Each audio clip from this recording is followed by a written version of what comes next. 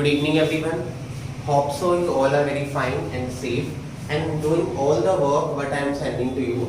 So today we are going to discuss that some general sentence, 40 to 50 daily usable sentence that you can use in your daily conversation while talking to your friend, while talking to your students, while talking to your whatever the person to whom with you are talking. So without wasting the time, we are going to start the sentences. First, I will start the sentence in English and I will tell you about the Hindi meaning also, so that you can easily understand them. The first sentence is she is so talkative. Talkative means होता है बहुत बातें करना, वो बहुत बातें करती है. तो इस सेंटेंस के लिए आप क्या यूज करेंगे? शी इज सो टॉकेटिव, या आप ऐसे भी बोल सकते हैं she talks so much. The next is you are my namesake. Namesake होता है जिससे आपका नाम पूरा मिलता हो. सपोज मेरा नाम गौरव मक्कड़ है और कोई वैसा पर्सन हो जिसका नाम भी सेम हो, तो मैं ये भी बोल सकता हूँ your and my name is same but you are my namesake. Clear? The third is I am a person of words. मैं अपनी बात का पक्का हूं, मैं अपने शब्दों का पक्का हूं. तो क्या बोलोगे इसके लिए आप? I am a person of words. मैं बहुत पैसे खर्चता हूं. I am a spendthrift. मैं बहुत पैसे खर्चता हूं. I am a spendthrift. मैं मुसीबत में हूं. इसके लिए जनरली बच्चे यहाँ पर प्रॉब्लम बोल जाते हैं. प्रॉब्लम की जगह आप ऐसे यूज कर सकते हो I am in trouble. But you can say I am in trouble.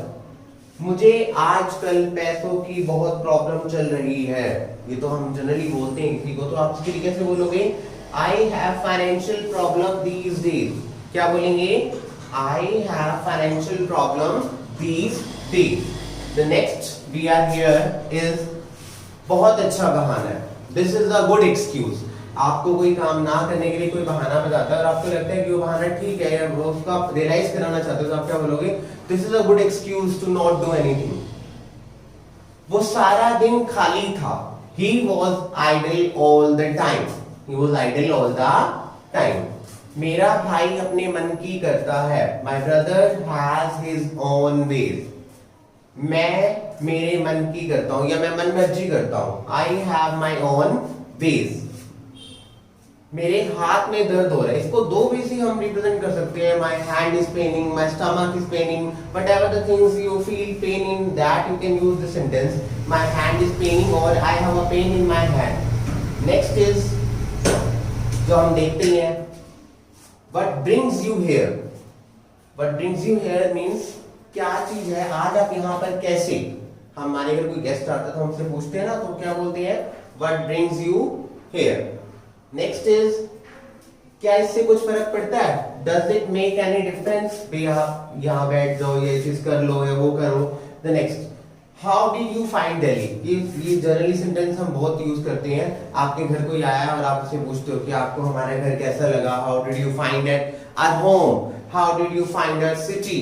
How did you find our place. कि कैसा आपको हमारी जो है जगह लगा. Now we are moving to some other sentences.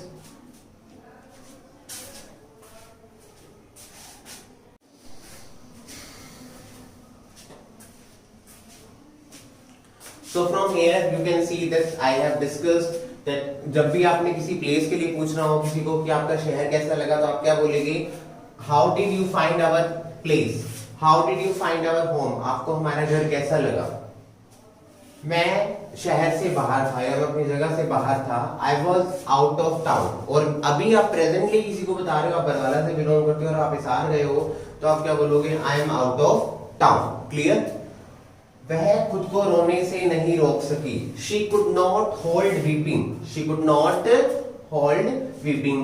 She could not hold laughing. वो खुद को हंसने से क्या हुआ? नहीं रोक सकी.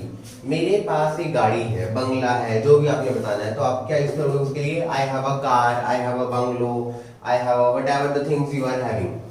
उसके पास कंप्यूटर है. He has a computer. He has a computer. अब कई बार ऐसा होता है कुछ सेंटेंसेस में हमें ऐसा होता है छोड़ो ना, जाने दो, खत्म करो, इस तरह के जो वर्ड होते हैं उसके लिए इंग्लिश में कैसे बोलेंगे आप? उसके लिए वर्ड होते हैं लेट इट बी. किसी बात को आपको लगता है आर्गुमेंट ज्यादा बढ़ जाए, खत्म करना है, तो आप क्या बोलेंगे? Let it be, forget it, leave it. आप तीनों में से कौन सा सेंटेंस बच्चे यूज कर सकते हैं? नेक्स्ट इज जरूरी नहीं है अगर कोई पर्सन ठीक नहीं है तो हमें सिर्फ यही बोलना है ही इज सिक. हम सिक की जगह क्या बोल सकते हैं? अनवेल। ही इज अनवेल, वो ठीक नहीं है।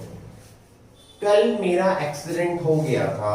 आई हैड एन एक्सीडेंट यस्टरडे, या I met with an accident yesterday. तुम अपनी उम्र से कम दिखते हो। ये खासकर कॉम्प्लीमेंट होता है जो लड़कियों को दिया जाता है बाय द बॉयज और by the husband. You look younger than your age. मेरी फ्रेंड है, उसको तो अपनी एज में बहुत कॉम्प्लेक्शन रहता है, वो पूछती रहती है मैं इतनी लगती तो नहीं हूँ। तो जब आप किसी को लग रहा हो कि वो अपनी एज से कम लगते हैं तो आप ये कमेंट उन्हें कर सकते हैं, you look younger than your age. But ये नहीं करेंगे, ये किसी और के बारे में इनडायरेक्टली होता है। He looks older than his age, वो अपनी उम्र से क्या लगता है? बड़ा लगता है। I am feeling appetite. Appetite होता है भूख से थोड़ा वो हो जाना, परेशान हो जाना। आई एम फीलिंग हंग्री, आप इसको नॉर्मल लैंग्वेज बोल सकते हो, आई एम फीलिंग हंग्री। और जब आपको लग रहा है कि आपको कंफर्म नहीं है, आपको बुखार है या कुछ ऐसा है, तो आप उस फीलिंग को क्या बोलोगे? आई एम फीलिंग फीवरिश। कैसा फील हो रहा है आपको?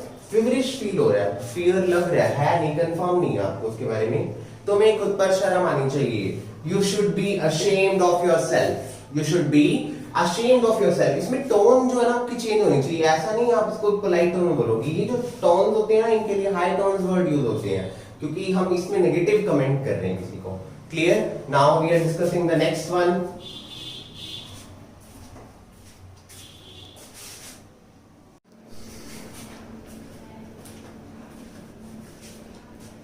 So the next sentence is I'm feeling sleepy.